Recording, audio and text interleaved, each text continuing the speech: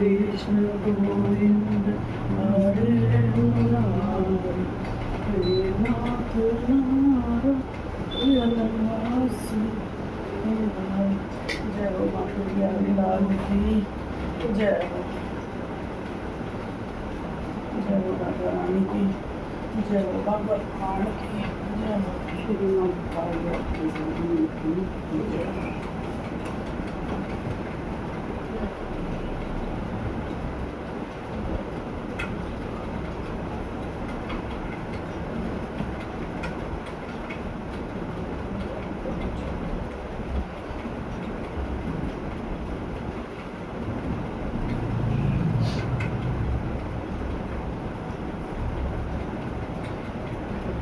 अपना शुरू होता है 41वां अध्याय। श्री कृष्ण का मथुरा जी में प्रवेश।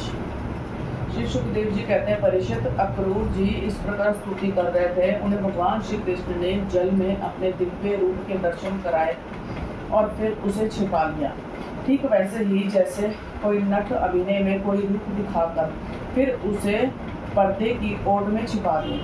जब अक्रूर जी ने देखा कि भगवान वह दिव्य रूप अंतर्ध्यान हो गया, तब वे जल से बाहर निकल आए और फिर जल्दी जल्दी सारे आवश्यक कर्म समाप्त करके रथ पर चले आए। उस समय वे बहुत ही विस्मित हो रहे थे। भगवान श्री कृष्ण ने उनसे पूछा, चाचा जी, आपने पृथ्वी, आकाश या जल में कोई अद्भुत वस्तु देखी है क्या? क्योंकि आपकी आकृति देखने से ऐसा ही जान पड़ता है। अक्रूर जी ने कहा, प्रभु, पृथ्वी, आकाश या जल में और सारे जगत में जितने भी अद्भुत पदार्थ हैं वे सब आप में ही हैं, क्योंकि आप विश्व रूप हैं। जब मैं आपको ही देख रहा हूँ तब ऐसी कौन सी अद्भुत वस्तु रह जाती है जो मैंने ना देखी हो। भगवान, जितनी भी अद्भुत वस्तुएं हैं वे पृथ्वी में हो या जल अथवा आकाश में, सब की सब जिनमें है उन्हीं आपको मैं देख रहा हूँ। फिर भला मैंने यहाँ अद्भुत वस्तु कौन सी देखी? नंदिनी नंदन अक्रूर जी ने यह कहकर रथ हाँक दिया और भगवान श्री कृष्ण तथा बलराम जी को लेकर दिन ढलते ढलते वे मथुरापुरी जा पहुंचे। परिचित मार्ग में स्थान स्थान पर गांव के लोग मिलने के लिए आते और भगवान श्री कृष्ण तथा बलराम जी को देखकर आनंदमग्न हो जाते। वे एक टक उनकी ओर देखने लगते, अपनी दृष्टि हटा ना पाते।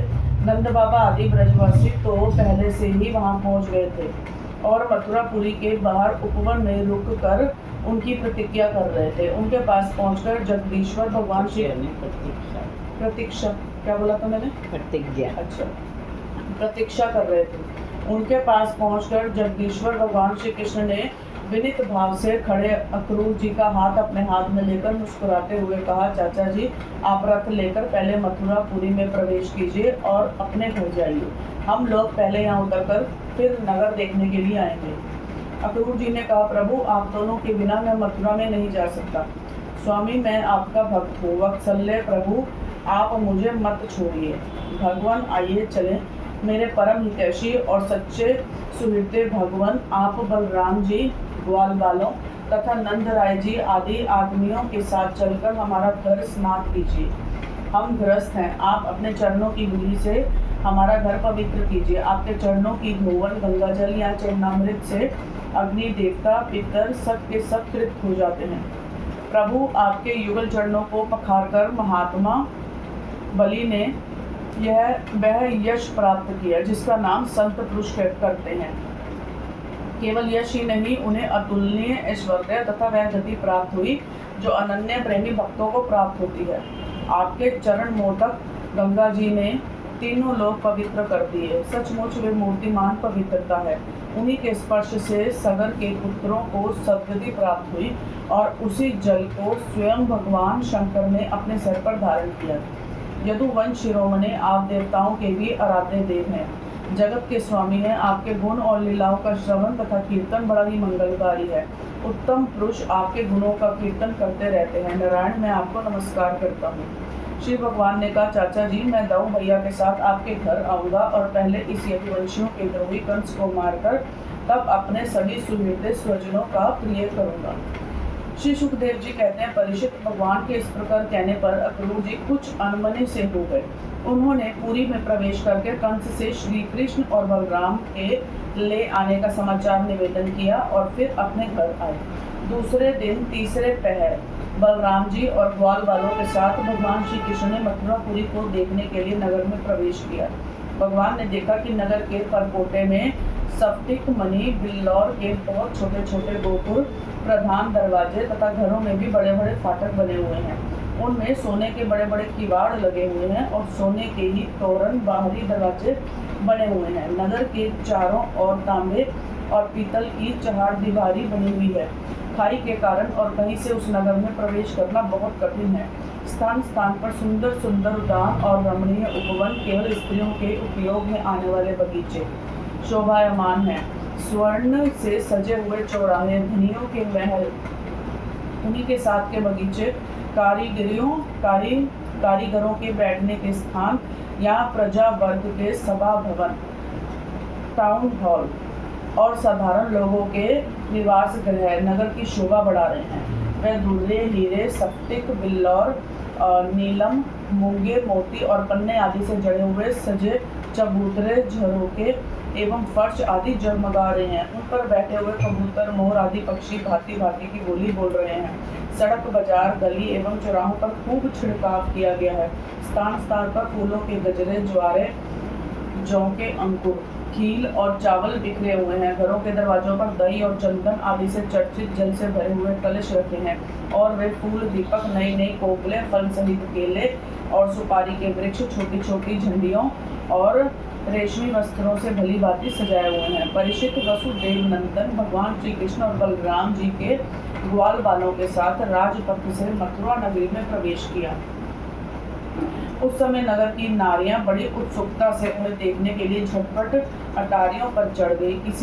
किसी ने चंदी के कारण अपने वस्त्र और गहने उल्टे पहन लिए, किसी ने धूल से कुंडन, कंगन आदि जोड़े से पहने जाने वाले आभूषणों में से एक ही पहना और चल पड़ी। कोई एक ही कान में पत्र नामक आभूषण धारण कर पाई थी तो किसी ने एक ही पाँव में पायजेब पहन रखा था। कोई एक ही आंख में अंजन आज पाई थी और दूसरी में बिना आजे ही चल पड़ी। कई रमणियां तो भोजन कर रही थी, वे हाथ का कौर फेंक कर चल पड़ी।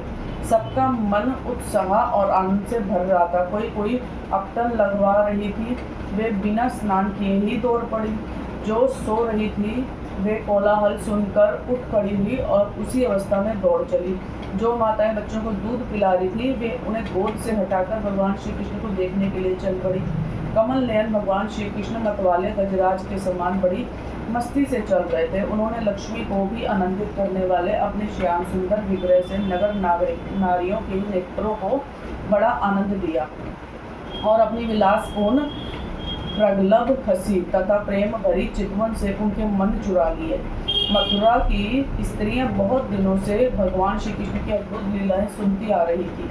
उनके चित्त चिरकाल से श्री कृष्ण के लिए चंचल व्याकुल हो रहे थे। आज उन्होंने देखा भगवान श्री कृष्ण ने भी अपनी प्रेम भरी चितवन और मंद मुस्कान की सुधा से सींच कर उनका सम्मान किया। परीक्षित, उन स्त्रियों ने नेत्रों के द्वारा भगवान को अपने हृदय में ले जाकर उनके आनंदमय स्वरूप का आलिंगन किया। उनका शरीर पुलकित हो गया और बहुत दिनों की विरह व्याधि शांत हो गई। मथुरा की नारियां अपने अपने महलों की अटारियों पर चढ़कर बलराम और श्री कृष्ण पर पुष्पों की वर्षा करने लगे। उस समय उन स्त्रियों के मुख कमल प्रेम के आवेग से खिल रहे थे।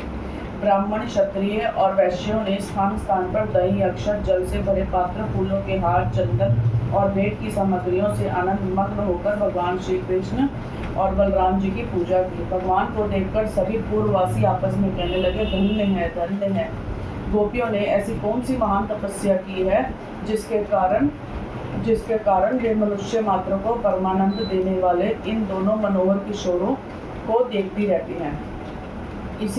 इसी समय भगवान श्री कृष्ण ने देखा कि एक धोबी जो कपड़े रगड़ने का काम करता था उनकी ओर आ रहा है। भगवान श्री कृष्ण ने उससे धुले हुए उत्तम कपड़े मांगे। भगवान ने कहा, भाई तुम हमें ऐसे वस्त्र दो जो हमारे शरीर में पूरे आ जाए। वास्तव में हम लोग उन वस्त्रों के अधिकारी हैं। इसमें संदेह नहीं है कि यदि तुम हम लोगों को वस्त्र दोगे तो हमारा परम कल्याण होगा। परिशुद्ध भगवान सर्वथा परिपूर्ण है, सब कुछ उन्हीं का है। फिर भी उन्होंने इस प्रकार मांगने की लीला की, परंतु वह मूर्ख राजा कंस का सेवक होने के कारण मतवाला हो रहा था। भगवान की वस्तु भगवान को देना तो दूर रहा, उसने क्रोध में भरकर आक्षेप करते हुए कहा, तुम लोग रहते हो सदा पहाड़ और जंगलों में, क्या वहाँ ऐसे ही वस्त्र पहनते हो? तुम लोग बहुत उद्दंड हो गए हो, तभी तो ऐसी बढ़ बढ़ कर बातें करते हो। अब मुझे राजा का धन लूटने की इच्छा हुई है। अरे मूर्खों, जाओ, भाग जाओ। यदि कुछ दिन जीने की इच्छा हो तो फिर इस तरह मत मांगना। राज कर्मचारी तुम्हारे ऐसे उच्च छंगलों को कैद कर लेते हैं, मार डालते हैं और जो कुछ उनके पास होता है छीन लेते हैं। जब वह दोगी इस प्रकार बहुत कुछ बहक कर बातें करने लगा, तब भगवान श्री कृष्ण ने तनिक कुपित होकर उसे एक तमाचा जमाया और उसका सर धमाड़ से धड़ से नीचे जा गिरा। यह देखकर उस धोबी के अधीन काम करने वाले सब के सब कपड़ों के गट्ठर वही छोड़कर इधर उधर भाग गए। भगवान ने उन वस्त्रों को ले लिया। भगवान श्री कृष्ण और बलराम जी ने मनमाने वस्त्र पहन लिए और बचे हुए वस्त्रों में से बहुत से अपने साथी ग्वाल वालों को भी दिए। बहुत से कपड़े तो वही जमीन पर ही छोड़कर चल दिए। भगवान श्री कृष्ण और बलराम जब कुछ आगे बढ़े तब उन्हें एक दर्जी मिला। भगवान का अनुपम सौंदर्य देखकर उसे बड़ी प्रसन्नता हुई। उसने उन रंग बिरंगे सुंदर वस्त्रों को उनके शरीर पर ऐसे ढंग से सजा दिया कि वे सब ठीक ठीक फब गए। अनेक प्रकार के वस्त्रों से विभूषित होकर दोनों भाई और भी अधिक शोभायमान हुए। ऐसे जान पड़ते मानो उत्सव के समय श्वेत और श्याम गज शावक भली भांति सजा दिए गए हैं। भगवान श्री कृष्ण उस दर्जी पर बहुत प्रसन्न हुए। उन्होंने उसे इस लोक में भरपूर धन संपत्ति, बल, ऐश्वर्य, अपनी स्मृति और दूर दूर तक देखने सुनने आदि की इंद्रिय संबंधी शक्तियां दी और मृत्यु के बाद के लिए अपना सारूप्य मोक्ष भी दे दिया। इसके बाद भगवान श्री कृष्ण सुदामा माली के घर गए। दोनों भाइयों को देखते ही सुदामा उठ खड़ा हुआ और पृथ्वी पर सर रखकर उन्हें प्रणाम किया। फिर उनको आसन पर बैठाकर उनके पांव पखारे, हाथ धुलाए और तदंतर ग्वाल वालों के सहित सबकी फूलों के हार, पान, चंदन आदि सामग्रियों से विधि पूर्वक पूजा की। इसके बाद उसने प्रार्थना की, प्रभु आप दोनों के शुभागमन से हमारा जन्म सफल हो गया, हमारा कुल पवित्र हो गया। आज हम पितर, ऋषि और देवताओं के ऋण से मुक्त हो गए। वे हम पर परम संतुष्ट हैं। आप दोनों संपूर्ण जगत के परम कारण हैं। आप संसार के अभ्युदय, उन्नति और नए श्रेष्ठ मोक्ष के लिए ही इस पृथ्वी पर अपने ज्ञान, बल आदि अंशों के साथ अवतीर्ण हुए हैं। यद्यपि आप प्रेम करने वालों से ही प्रेम करते हैं, भजन करने वालों को ही भजते हैं, फिर भी आपकी दृष्टि में विषमता नहीं है, क्योंकि आप सारे जगत के परम सुहृदय और आत्मा हैं। आप समस्त प्राणियों को और पदार्थों में समरूप से स्थित हैं। मैं आपका दास हूँ। आप दोनों मुझे आज्ञा दीजिए कि मैं आप लोगों की क्या सेवा करूँ। भगवान जीव पर आपका यह बहुत बड़ा अनुग्रह है, पूर्ण कृपा प्रसाद है कि आप उसे आज्ञा देकर किसी कार्य में नियुक्त करते हैं।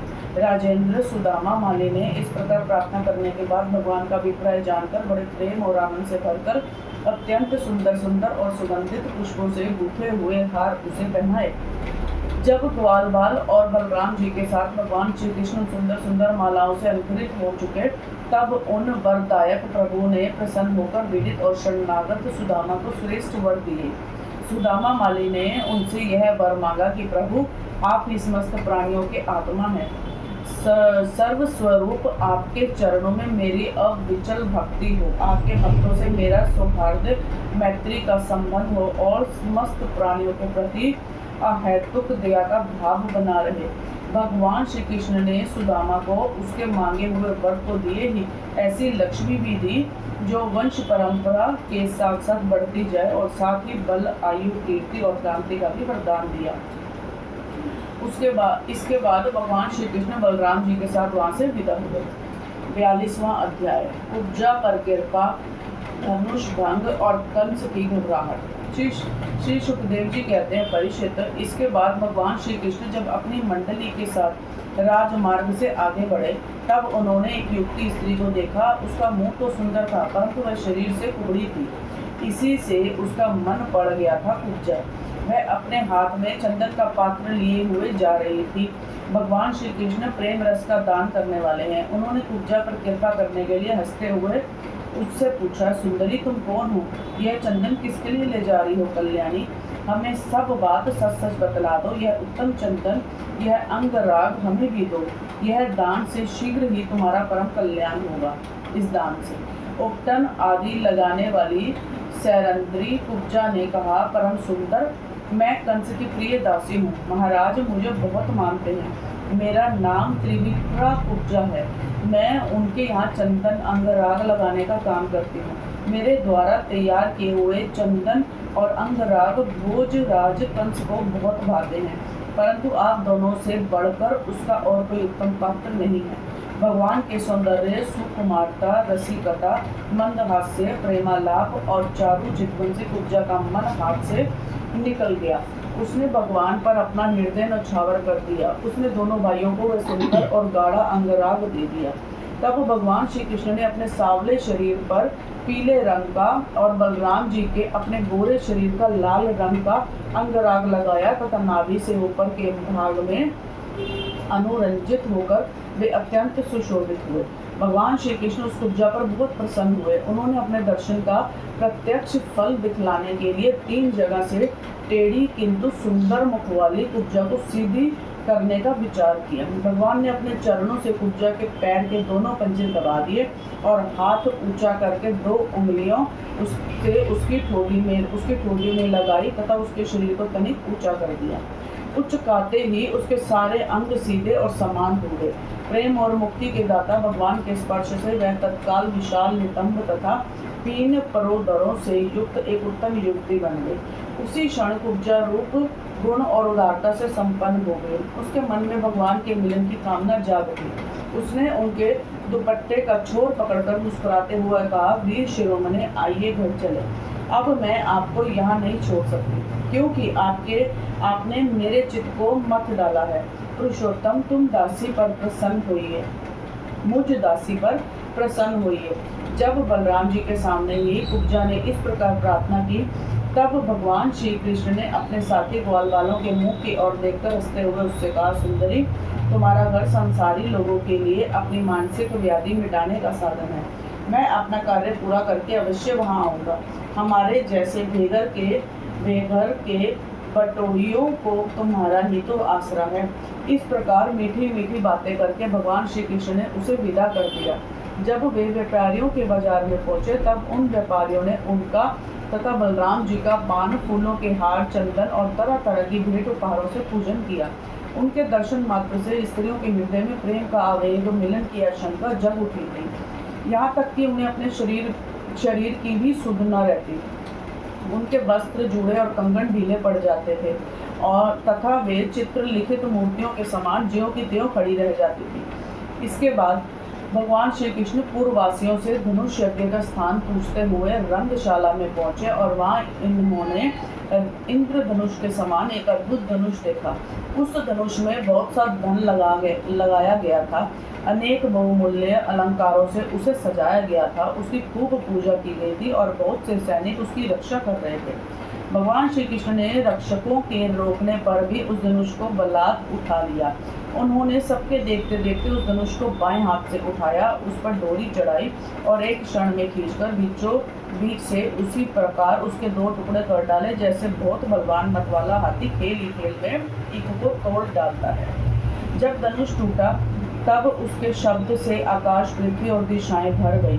उसे सुनकर कंस भी भयभीत हो गया। अब धनुष के रक्षक अत्यायी असुर अपने सहायकों के साथ बहुत ही बिगड़े। वे भगवान श्री कृष्ण को घेर कर खड़े हो गए और उन्हें पकड़ लेने की इच्छा से चिल्लाने लगे, पकड़ लो, बांध लो, जाने न पावे। उनका दुष्ट अभिप्राय जानकर बलराम जी और श्री कृष्ण भी तनिक क्रोधित हो गए और उस धनुष के टुकड़ों को उठाकर उन्हीं से उनका काम तमाम कर दिया। उन्हीं धनुष खंडों से उन्होंने उन असुरों की सहायता के लिए कंस की भेजी हुई सेना का भी संहार कर डाला। इसके बाद वे यज्ञशाला के प्रधान द्वार से होकर बाहर निकल आए और बड़े आनंद से मथुरापुरी की शोभा देखते हुए विचरने लगे। जब नगरवासियों ने दोनों भाइयों के इस अद्भुत पराक्रम की बात सुनी और उनके तेज साहस तथा अनुपम रूप को देखा, तब उन्होंने यही निश्चय किया कि हो ना हो ये दोनों कोई श्रेष्ठ देवता हैं। इस प्रकार भगवान श्री कृष्ण और बलराम जी पूरी सहायता से मथुरापुरी में विचरण करने लगे। जब सूर्यास्त हो गया तब दोनों भाई ग्वाल वालों से घिरे हुए नगर से बाहर अपने डेरे पर जहाँ छकड़े थे लौट आए।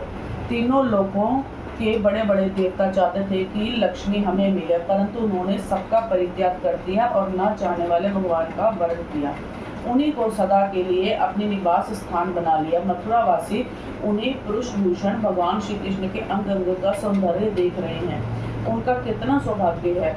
ब्रज में भगवान की यात्रा के समय गोपियों ने विरहातुर होकर मथुरा वासियों के संबंध में जो जो बातें कही थी वे सब यहाँ अक्षरथ सत्य हुई। सचमुच वे परमानंद में मग्न हो गए। फिर हाथ पैर धोकर श्री कृष्ण और बलराम जी ने दूध में बने हुए खीर आदि पदार्थों का भोजन किया और कंस आगे क्या करना चाहता है इस बात का पता लगाकर उस रात को वही आराम से सो गए। जब कंस ने सुना कि श्री कृष्ण और बलराम ने धनुष तोड़ डाला, रक्षकों तथा उनकी सहायता के लिए भेजी हुई सेना का भी संहार कर डाला और यह सब उनके लिए केवल एक खिलवाड़ ही था, इसके लिए उन्हें कोई श्रम या कठिनाई नहीं उठानी पड़ी, तब वह बहुत ही डर गया। उस दुर्बुद्धि को बहुत देर तक नींद न आई। उसे जागृत अवस्था में तथा स्वप्न में भी बहुत से ऐसे अपशकुन हुए जो उसकी मृत्यु के सूचक थे। जागृत अवस्था में उसने देखा कि जल या दर्पण में शरीर की परछाई तो पड़ती है परंतु सर नहीं दिखाई देता। अंगुली आदि की आड़ न होने पर अभी चंद्रमा, तारे और दीपक आदि की ज्योतियां उसे दो दो दिखाई पड़ती हैं। छाया में छेद दिखाई पड़ता है और कानों में उंगली डालकर सुनने पर भी प्राणों का घूं घूं शब्द नहीं सुनाई पड़ता। वृक्ष सुनहले प्रतीत होते हैं और बालू या कीचड़ में अपने पैरों के चिन्ह नहीं दिख पड़ते। कंस ने स्वप्नावस्था में देखा कि वह प्रेतों के गले लग रहा है, गधे पर चढ़कर चलता है और विष खा रहा है। उसका सारा शरीर तेल से तर है, गले में जपा कुसुम की माला है और नग्न होकर कहीं जा रहा है। स्वप्न और जागृत अवस्था में उसने इसी प्रकार के और भी बहुत से अपशकुन देखे। उनके कारण उसे बड़ी चिंता हो गई। वह मृत्यु से डर गया और उसे नींद न आई। परीक्षित जब रात बीत गई और सूर्य नारायण पूर्व समुद्र से ऊपर उठे, तब राजा कंस ने मल्ल क्रीड़ा दंगल का महोत्सव प्रारंभ कराया। राज कर्मचारियों ने रंगभूमि को भली भांति सजाया। तुरही, भेरी आदि बाजे बजने लगे। लोगों के बैठने के मंच फूलों के गजरों, झंडियों, वस्त्र और बंदरवानों से सजा दिए गए। उन पर ब्राह्मण, क्षत्रिय आदि नागरिक तथा ग्रामवासी सब यथास्थान बैठ गए। राजा लोग भी अपने अपने निश्चित स्थान पर जा डटे। राजा कंस अपने मित्रों के साथ मंडलेश्वरों, छोटे छोटे राजाओं के बीच में सबसे श्रेष्ठ राज सिंहासन पर जा बैठा। इस समय भी अपशकुनों के कारण उनका चित्त घबराया हुआ था। तब पहलवानों के ताल ठोकने के साथ ही बाजे बजने लगे और गर्वीले पहलवान खूब सज धज कर अपने अपने उस्तादों के साथ अखाड़े में आ उतरे। चानूर, मुष्टिक, कूट, शल और तोशल आदि प्रधान पहलवान बाजों की सुमधुर ध्वनि से उत्साहित होकर अखाड़े में आकर बैठ गए। इसी समय भोजराज कंस ने नंद आदि गोपियों को बुलवाया। उन लोगों ने आकर उसे तरह तरह की भेंटें दी और फिर जाकर वे एक मंच पर बैठ गए। 43वां अध्याय। कुवल्या पीड़ का उद्धार और अखाड़े में प्रवेश। श्री सुखदेव जी कहते हैं, काम, क्रोध आदि शत्रुओं को पराजित करने वाले परीक्षित, अब श्री कृष्ण और बलराम भी स्नानादि नित्य कर्म से निवृत्त हो दंगल के अनुरूप नगाड़े की ध्वनि सुनकर रंगभूमि देखने के लिए चल पड़े। भगवान श्री कृष्ण ने रंगभूमि के दरवाजे पर पहुंचकर देखा कि वहां महावत की प्रेरणा से कुवल्या पीड़ नाम का हाथी खड़ा है।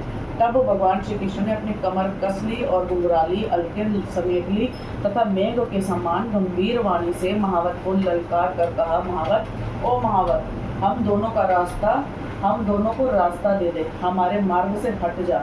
अरे सुनता नहीं, देर मत कर, नहीं तो मैं हाथी के समान अभी तुझे यमराज के घर पहुंचाता हूँ। भगवान श्री कृष्ण ने महावत को जब इस प्रकार धमकाया तब वह क्रोध से तिलमिला उठा और उसने काल मृत्यु तथा यमराज के समान अत्यंत भयंकर कुबलया पीड़ को अंकुश की मार से क्रुद्ध करके श्री कृष्ण की ओर बढ़ाया। कुबलया पीड़ ने भगवान की ओर झपट कर उन्हें बड़ी तेजी से सूंड में लपेट लिया, परंतु भगवान सूंड से बाहर सरक आए और उसे एक घूसा जमाकर उसके पैरों के बीच में जा छिपे। उन्हें अपने सामने न देखकर कुबलया पीड़ को बड़ा क्रोध हुआ। उसने सूंघ कर भगवान को अपनी सूंड से टटोल लिया और पकड़ा भी, परंतु उन्होंने बलपूर्वक अपने को उससे छुड़ा लिया। इसके बाद भगवान इस बलवान हाथी की पूंछ पकड़कर खेल खेल में ही उसे 100 हाथ तक पीछे घसीट लाए, और जैसे गरुड़ सांप को घसीट लाते हैं, जिस प्रकार घूमते हुए बछड़े के साथ बालक घूमता है, अथवा स्वयं भगवान श्री कृष्ण जिस प्रकार बछड़ों से खेलते थे, वैसे ही वे उसकी पूंछ पकड़कर उसे घुमाने या खेलने लगे। जब वह दाएं से घूमकर उनको पकड़ना चाहता तब वे बाएं आ जाते, और जब वह बाएं की ओर घूमता तब वे दाएं घूम जाते। इसके बाद हाथी के सामने आकर उन्होंने उसे एक घूसा जमाया और वे उसे गिराने के लिए इस प्रकार उसके सामने से भागने लगे, मानो वह अब छू लेता है। भगवान श्री कृष्ण ने दौड़ते दौड़ते एक बार खेल खेल में ही पृथ्वी पर गिरने का अभिनय किया और झट वहां से उठकर भाग खड़े हुए। उस समय वह हाथी क्रोध से जल घूल रहा था। उसने समझा कि वे गिर पड़े और बड़े जोर से अपने दोनों दांत धरती पर मारे। जब कुबलया पीड़ का यह आक्रमण व्यर्थ हो गया तब वह और भी चिढ़ गया। महावतों की प्रेरणा से वह क्रोध होकर भगवान श्री कृष्ण पर टूट पड़ा। भगवान मधुसूदन ने जब उसे अपनी ओर झपटते देखा तब उसके पास चले गए और अपने एक ही हाथ से उसकी सूंड पकड़कर उसे धरती पर पटक दिया।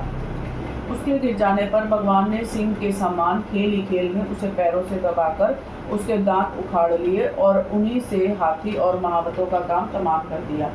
परीक्षित मरे हुए हाथी को छोड़कर भगवान श्री कृष्ण ने हाथ में उसके दांत लिए ही रणभूमि में प्रवेश किया। उस समय उनकी शोभा देखने की योग्य थी। उनके कंधे पर हाथी का दांत रखा हुआ था। शरीर रक्त और मन की बूंदों से सुशोभित था और मुख कमल पर पसीने की बूंदें झलक रही थी। परीक्षित, भगवान श्री कृष्ण और बलराम दोनों के ही हाथों में कुबलया पीड़ के बड़े बड़े दांत शस्त्र के रूप में सुशोभित हो रहे थे और कुछ ग्वाल बाल उनके साथ साथ चल रहे थे। इस प्रकार उन्होंने रंगभूमि में प्रवेश किया। जिस समय भगवान श्री कृष्ण बलराम जी के साथ रंगभूमि में पधारे, उस समय वे पहलवानों को ब्रज होकर शरीर साधारण मनुष्यों को नर रत्न, स्त्रियों को मूर्तिमान, कामदेव, गोपों को स्वजन, दुष्ट राजाओं को दंड देने वाले शासक, माता पिता के समान बड़े बूढ़ों को शिशु, कंस को मृत्यु, ज्ञानियों को विराट, योगियों को परम तत्व और भक्त शिरोमणि वृष्णि वंशियों को अपने इष्ट देव जान पड़े। सब ने अपने अपने भावानुरूप क्रमशः रौद्र, अद्भुत, श्रृंगार, हास्य, वीर, वात्सल्य, भयानक, विमत्स्य, शांत और प्रेम भक्ति रस का अनुभव किया। राजन, वैसे तो कंस बड़ा धीर वीर था, फिर भी जब उसने देखा कि इन दोनों ने कुबलया पीड़ को मार डाला तब उसकी समझ में यह बात आई कि इनको जीतना तो बहुत कठिन है। उस समय वह बहुत घबरा गया। श्री कृष्ण और बलराम की बाहें बड़ी लंबी लंबी थी। पुष्पों के हार, वस्त्र और आभूषण आदि से उनका वेश विचित्र हो रहा था। ऐसा जान पड़ता था मानो उत्तम वेश धारण करके दो नट अभिनय करने के लिए आए हों, जिनके नेत्र एक बार उन पर पड़ जाते बस लग ही जाते। यही नहीं, वे अपनी कांति से उसका मन भी चुरा लेते। इस प्रकार दोनों रंगभूमि में शोभायमान हुए। परिचित मंचों पर जितने लोग बैठे थे वे मथुरा के नागरिक और राष्ट्र के जन समुदाय पुरुषोत्तम भगवान श्री कृष्ण और बलराम जी को देखकर इतने प्रसन्न हुए कि उनके नेत्र और मुख कमल खिल उठे, उत्कंठा से भर गए। वे नेत्रों के द्वारा उनकी मुख माधुरी का पान करते करते तृप्त ही नहीं होते थे, मानो वे उन्हें नेत्रों से पी रहे हों, जीवा से चाट रहे हों, नासिका से सूंघ रहे हों और भुजाओं से पकड़कर हृदय से सटा रहे हों। उनके सौंदर्य, गुण, माधुर्य और निर्भयता ने मानव दर्शकों को उनकी लीलाओं का स्मरण करा दिया और वे लोग आपस में उनके संबंध की देखी सुनी बातें कहने सुनने लगे। ये दोनों साक्षात भगवान नारायण के अंश है। इस पृथ्वी पर वसुदेव जी के घर में अवतीर्ण हुए हैं। उंगली से दिखलाकर ये सावले सलोने कुमार देवकी के गर्भ से उत्पन्न हुए थे। जन्मते ही वसुदेव ने इन्हें गोकुल पहुंचा दिया और इतने दिनों तक ये वहां छिपकर रहे और नंद जी के घर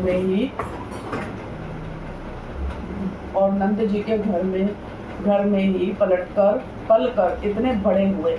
उन्होंने ही पूतना, तृणावर्त, शंखचूड़, केशी और धेनुक आदि का तथा और भी दुष्ट दैत्यों का वध तथा यमलार्जन का उद्धार किया है। इन्होंने ही गौ और गवालों को दावानल की ज्वाला से बचाया था। कार्य नाग का दमन और इंद्र का मान मर्दन भी इन्होंने ही किया था। इन्होंने 7 दिनों तक एक ही हाथ पर गिरिराज गोवर्धन को उठाए रखा और उसके द्वारा आदि पानी और वज्रपात से गोकुल को बचा लिया। गोपियां इनकी मंद मंद मुस्कान, मधुर चितवन और सर्वदा एक रस प्रसन्न रहने वाले मुखार बिंद के दर्शन से आनंदित रहती थी और अनायास ही सब प्रकार के तापों से मुक्त हो जाती थी। कहते हैं कि ये यदुवंश की रक्षा करेंगे। यह विख्यात वंश इनके द्वारा महान स्मृति, यश और गौरव प्राप्त करेंगे। ये दूसरे इन्हीं श्याम सुंदर के बड़े भाई कमल नयन श्री बलराम जी हैं। हमने किसी के मुंह से ऐसा सुना है कि इन्होंने ही प्रलंबासुर, वत्यासुर और बकासुर आदि को मारा है। जिस समय दर्शकों में यह चर्चा हो रही थी और अखाड़े में तुरही आदि बाजे बज रहे थे, उस समय चारुण ने भगवान श्री कृष्ण और बलराम को संबोधन करके यह बात कही। नंद नंदन श्री कृष्ण और बलराम जी, तुम दोनों वीरों के आदरणीय हो। हमारे महाराज ने यह सुनकर कि तुम लोग कुश्ती लड़ने में बड़े निपुण हो, तुम्हारा कौशल देखने के लिए तुम्हें यहाँ बुलवाया है। देखो भाई, जो प्रजा मन, वचन और कर्म से राजा का प्रिय कार्य करती है उसका भला होता है, और जो राजा की इच्छा के विपरीत काम करती है उसे हानि उठानी पड़ती है। यह सभी जानते हैं कि गाय और बछड़े चढ़ाने वाले ग्वालियर प्रतिदिन आनंद से जंगलों में कुश्ती लड़ कर खेलते रहते हैं और गाय चराते रहते हैं। इसलिए आओ हम और तुम मिलकर महाराज जी को प्रसन्न करने के लिए कुश्ती लड़े। ऐसा करने से हम पर सभी प्राणी प्रसन्न होंगे, क्योंकि राजा सारी प्रजा का प्रतीक है। परीक्षित, भगवान श्री कृष्ण तो चाहते ही थे कि इनसे 2-2 हाथ करें, इसीलिए उन्होंने चाणूर की बात सुनकर उसका अनुमोदन किया और देश काल के अनुसार यह बात कही। चाणूर, हम भी इन भोज राज कंस की वनवासी प्रजा हैं। हमें इनको प्रसन्न करने का प्रयत्न अवश्य करना चाहिए, इसी में हमारा कल्याण है। किंतु चाणूर, हम लोग अभी बालक हैं, इसीलिए हम अपने समान बल वाले बालकों के साथ ही कुश्ती लड़ने का खेल करेंगे। कुश्ती समान बल वालों के साथ ही होनी चाहिए, जिससे देखने वाले सभासदों की अन्याय के समर्थक होने का पाप ना लगे। चाणूर ने कहा, अजी, तुम और बलराम न बालक हो और न तो किशोर, तुम दोनों बलवानों में श्रेष्ठ हो। तुमने अभी 1000 हाथियों का बल रखने वाले कुपलिया पीड़ को खेल में मार डाला, इसलिए तुम दोनों को हम जैसे बलवानों के साथ ही लड़ना चाहिए। इसमें अन्याय की कोई बात नहीं है। इसलिए श्री कृष्ण, तुम मुझ पर अपना जोर आजमाओ और बलराम के साथ मुष्टिक लड़ेगा। 44वां अध्याय। चाणूर, मुष्टिक आदि पहलवानों का तथा कंस का उद्धार। श्री सुखदेव जी कहते हैं, परीक्षित, भगवान श्री कृष्ण ने चाणूर आदि के वध का निश्चित संकल्प कर लिया। जोड़बद्ध दिए जाने पर श्री कृष्ण, चाणूर ने और बलराम जी मुष्टिक से जा भिड़े। वे लोग एक दूसरे को जीत लेने की इच्छा से हाथ बांधकर तथा पैरों में पैर अड़ाकर बलपूर्वक अपनी ओर खींचने लगे। वे पंजों से पंजे, घुटनों से घुटने, माथे से माथा और छाती से छाती भिड़ाकर एक दूसरे पर चोट करने लगे। इस प्रकार दाव पेच करते करते अपने जोड़ीदार को पकड़कर इधर उधर घुमाते, दूर ढकेल देते, जोर से जकड़ लेते, लिपट जाते, उखाड़ कर पटक देते, छूट कर निकल भागते और कभी छोड़कर पीछे हट जाते थे। इस प्रकार एक दूसरे को रोकते, प्रहार करते और अपने जोड़ीदार को पछाड़ देने की चेष्टा करते। कभी कोई नीचे गिर जाता तो दूसरा उसे घुटनों और पैरों में दबाकर उठा लेता, हाथों से पकड़कर ऊपर ले जाता, गले में लिपट गले में लिपट जाने पर ढकेल देता और आवश्यकता अनुसार होने पर हाथ पांव इकट्ठे करके गांठ बांध देता। परिषद इस दंगल को देखने के लिए नगर की बहुत सी महिलाएं भी आई हुई थी। उन्होंने जब देखा कि बड़े बड़े पहलवानों के साथ ये छोटे छोटे बलहीन बालक लड़ाए जा रहे हैं, तब वे अलग अलग टोलियां बनाकर करुणावश आपस में बातचीत करने लगी। यहाँ राजा कंस के सभासद बड़ा अन्याय और अधर्म कर रहे हैं। कितने खेद की बात है कि राजा के सामने ही ये बली पहलवानों और निर्बल बालकों के युद्ध का अनुमोदन करते हैं। बहन देखो, इन पहलवानों का एक एक अंग वज्र के समान कठोर है। ये देखने में बड़ी भारी पर्वत से मालूम होते हैं, परंतु श्री कृष्ण और बलराम अपनी जवान भी नहीं हुए हैं। इनकी किशोरावस्था है। इनका एक एक अंग प्रत्यंत सुकुमार है। कहाँ ये और कहाँ वे। जितने लोग यहाँ इकट्ठे हुए हैं देख रहे हैं, उन्हें अवश्य अवश्य धर्मोल्लंघन का पाप लगेगा। सखी, अब हमें भी यहाँ से चल देना चाहिए। जहाँ अधर्म की प्रधानता हो वहाँ कभी ना रहें। यही शास्त्र का नियम है। देखो, शास्त्र कहता है कि बुद्धिमान पुरुष को सभासदों के दोषों को जानते हुए सभा में जाना ठीक नहीं है, क्योंकि वहां जाकर उन अवगुणों को कहना, चुप रह जाना अथवा मैं नहीं जानता ऐसा कह देना, ये तीनों ही बातें मनुष्य को दोषभागी बनाती हैं। देखो देखो, श्री कृष्ण शत्रु के चारों ओर पैतरा बदल रहे हैं। उनके मुख पर पसीने की बूंदें ठीक वैसे ही शोभा दे रही हैं जैसे कमल कोश पर जल की बूंदें। सखियों, क्या तुम नहीं देख रही हो कि बलराम जी का मुख मुष्टिक के प्रति क्रोध के कारण कुछ लाल लोचनों से युक्त हो रहा है। फिर भी हास्य का अनिरुद्ध आवेग कितना सुंदर लग रहा है। सखी, सच पूछो तो ब्रजभूमि ही परम पवित्र और धन्य है, क्योंकि यहाँ से पुरुषोत्तम मनुष्य के वेग में छिपकर रहते हैं। स्वयं भगवान शंकर और लक्ष्मी जी जिनके चरणों की पूजा करती हैं, वे ही प्रभु वहाँ रंग बिरंगे जंगली पुष्पों की माला धारण कर लेते हैं तथा बलराम जी के साथ बांसुरी बजाते, गौएं चराते और तरह तरह के खेल खेलते हुए आनंद से विचरते हैं। सखी, पता नहीं गोपियों ने कौन सी तपस्या की थी जो नेत्रों के दोनों से निरंतर उनकी रूप माधुरी का पान करती रहती हैं। इनका रूप क्या है? लावण्य का सार। संसार में या उससे परे किसी का भी रूप इनके रूप के समान नहीं है। फिर बढ़कर होने की तो बात ही क्या है। सो भी किसी के संवारने सजाने से नहीं, गहने कपड़ों से नहीं, बल्कि स्वयं सिद्ध है।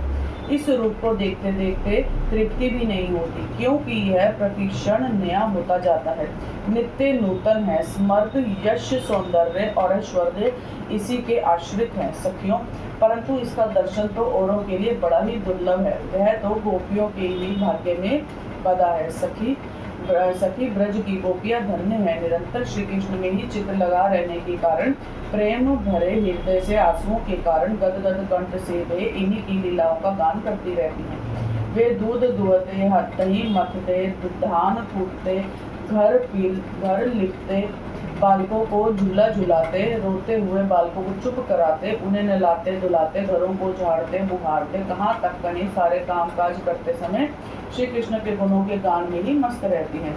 ये श्री कृष्ण जब प्रातः काल गौओं को चराने के लिए ब्रज से वन में जाते हैं और सायंकाल उन्हें लेकर ब्रज में लौटते हैं, तब बड़े मधुर स्वर से बांसुरी बजाते हैं। उसकी टेर सुनकर गोपियां घर का सारा काम काज छोड़कर झटपट रास्ते में दौड़ आती हैं और श्री कृष्ण का मंद मंद मुस्कान एवं दया भरी चितवन से युक्त मुख कमल निहार कर निहार होती हैं।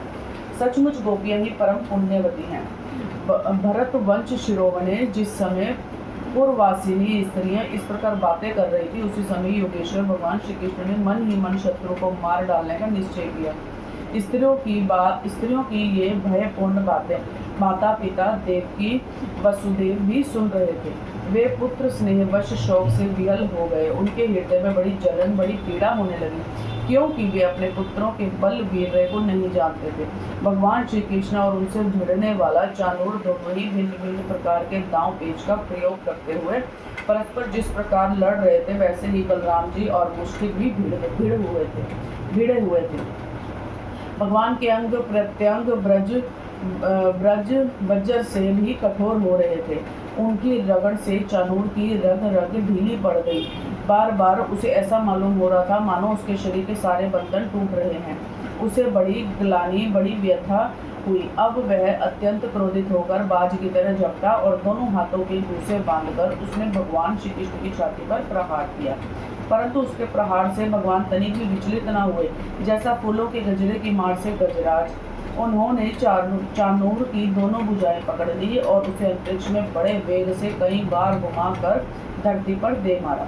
परीक्षित चानूर के प्राण तो घुमाने के समय ही निकल गए थे। उसकी वेशभूषा अस्त व्यस्त हो गई थी, केश और मालाएं बिखर गई। वह इंद्रध्वज, इंद्र की पूजा के लिए खड़े किए गए बड़े झंडे के समान गिर पड़ा। इसी प्रकार मुष्टिक ने भी पहले बलराम जी को एक घूसा मारा, फिर इस पर बलि बलराम ने उसे बड़े जोर से एक तमाचा जड़ दिया था। तमाचा जड़ने से वह कांप उठा और आंधी से उखड़े हुए वृक्ष के समान अत्यंत व्यथित और अंत में प्राणहीन होकर खून उगलता हुआ पृथ्वी पर गिर पड़ा। हे राजन, इसके बाद योद्धाओं में श्रेष्ठ भगवान बलराम जी ने अपने सामने आते ही कूट नामक पहलवान को खेल खेल में ही बाएं हाथ के घूसे से अपेक्षा पूर्वक मार डाला। उसी समय भगवान श्री कृष्ण ने पैर की ठोकर से शल का सिर धड़ से अलग कर दिया और तोशल को तिनके की तरह चीरकर दो टुकड़े कर दिए। इस प्रकार दोनों धराशायी हो गए। जब चानूर, मुष्टिक, कूट, शल और तोशल ये पांचों पहलवान मर चुके, तब जो बच रहे थे वे अपने प्राण बचाने के लिए स्वयं वहां से भाग खड़े हुए।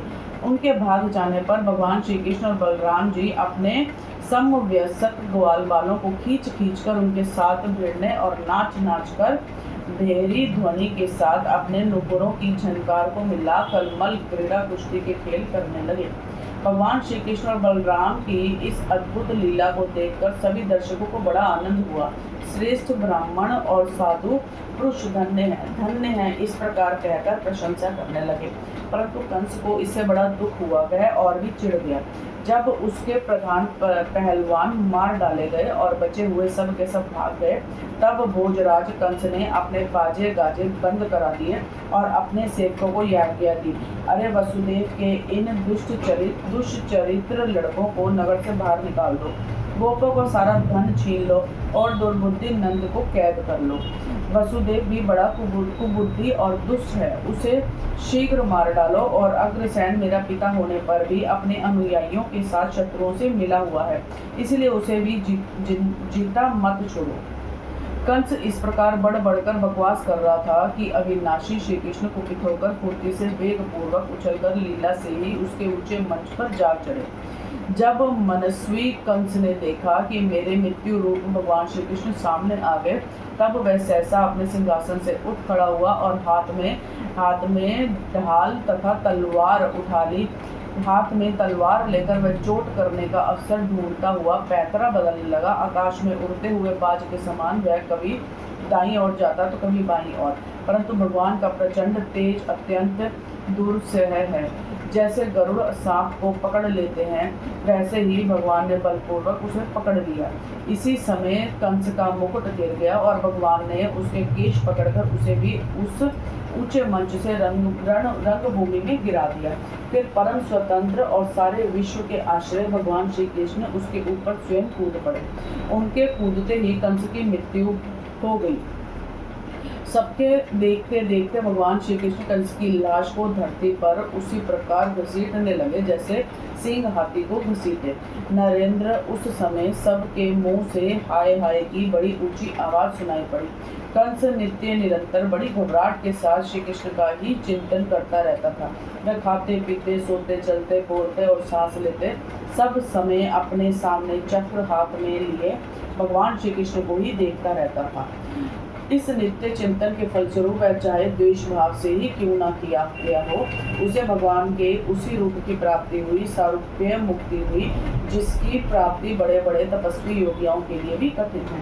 कंस के कंक और नय, ग्रोध आदि 8 छोटे भाई थे। वे अपने बड़े भाई का बदला लेने के लिए क्रोध से आग बबूले होकर भगवान श्री कृष्ण और बलराम की ओर दौड़े।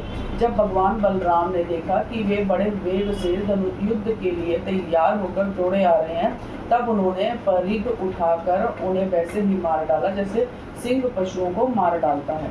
उस समय आकाश में धुंधलियां बजने लगी। भगवान के विभूति स्वरूप ब्रह्मा, शंकर आदि देवता बड़े आनंद से पुष्पों की वर्षा करते हुए उनकी स्तुति करने लगे। अप्सराएं नाचने लगी। महाराज कंस और उसके भाइयों की स्त्रियां अपने आत्मीय स्वजनों की मृत्यु से अत्यंत दुखित हुई। वे अपने सर पीटती हुई आंखों में आंसू भरे वहां आई। वीर शैया पर सोए हुए अपने पतियों से लिपट कर वे शोकग्रस्त हो गई और बार बार आंसू बहाती हुई ऊंचे स्वर से विलाप करने लगी।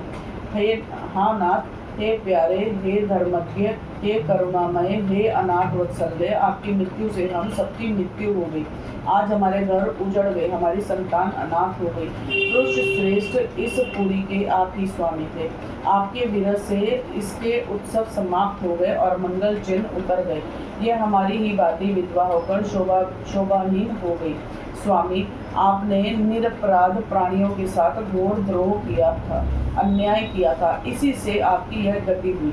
सच है, जो जगत के जीवों से द्रोह करता है, उनका हित करता है, उनको कौन पुरुष शांति